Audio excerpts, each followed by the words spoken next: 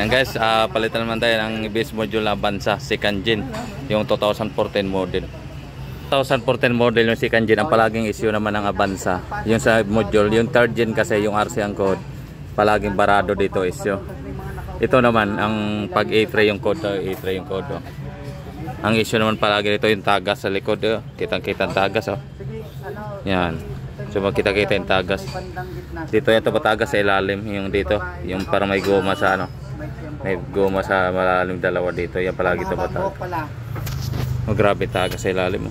Kitang-kita na eh. Yan, ito papalitan pa rin lang motor. Motor lang palitan natin para makamura. Kaysa magpalitan yung buo.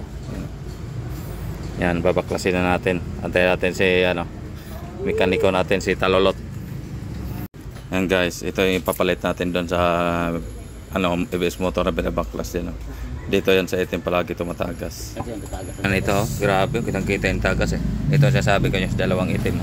Dito tumatagas yan. Yan. Yung A3 yung code, yan A3. Yung palagi naman ginagawa namin dito, yung third G naman yun yung RC. Yun naman palagi yung barado dito sa ano, kaliwa itong butas na to. Yan. Grabe barado. Tagas.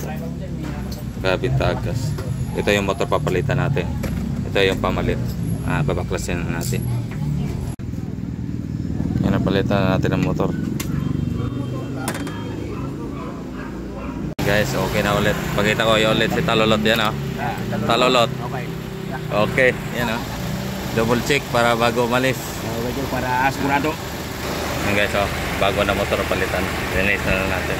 Tapos may markings tayo, di ba? Baka sakali kung kasi isang buwan warranty natin nito, baka sakali naman alam mo na, pwede natin balik may markings. Goods na goods.